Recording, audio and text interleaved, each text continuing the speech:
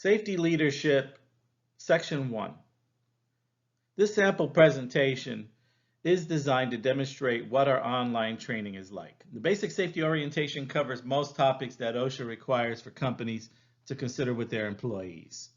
So the first step in our process would be to learn about your company and develop a very specific presentation specific to the needs of your company. So in this case, you might notice certain subjects that we cover that aren't necessarily applicable to your company. So let's talk for a second about safety leaders. Think about the worst leader that you ever had to work with. What was he like? I used to have this supervisor that always yelled at us. If I was working and having a conversation, he would yell, "Shut up! Ándale, get to work!" He wouldn't even take time to listen if I had a legitimate reason or an issue. Have you ever had a leader who talks about safety when he has to, but is obviously concerned more with production than with anything else? This is why we need to talk about safety leadership. What is expected of safety leaders? What are the qualities of a great safety leader? Safety leaders have courage. They're comfortable being out in front while everyone else is behind them. They take a stand when no one else will. And they get their energy from transforming and challenging the status quo. Safety leaders have real courage. It's really easy for a company to proclaim that safety is a core value. However, when the pressures of time and money enter the picture, it often takes real courage to stand up for safety. Also, safety leaders are comfortable being out in front while everyone else is behind them.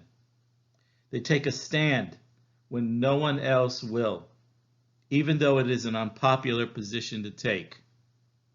Safety leaders get their energy from transforming and challenging the status quo.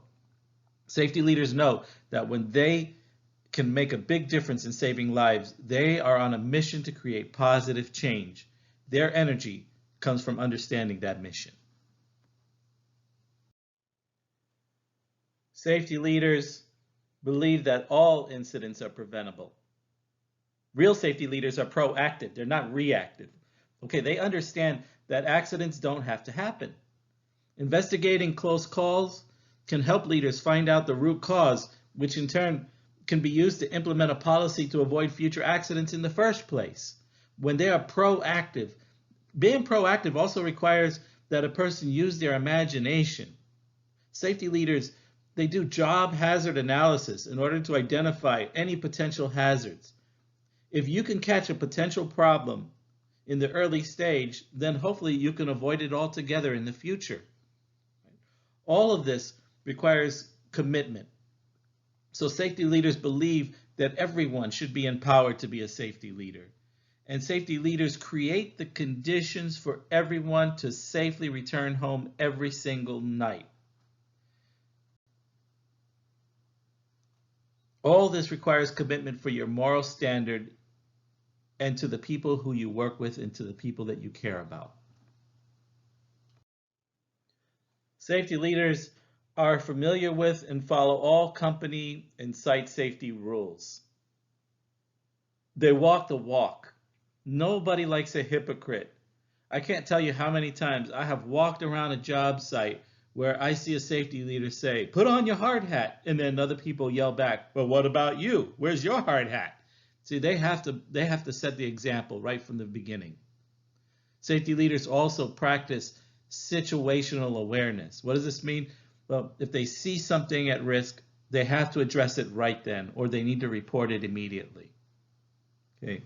Also, they contribute and practice and participate in toolbox talks and other safety discussions. Every time you take the time to train and mentor coworkers on a regular basis, this is absolutely the very best way to create a very powerful safety culture that every employee will really truly appreciate.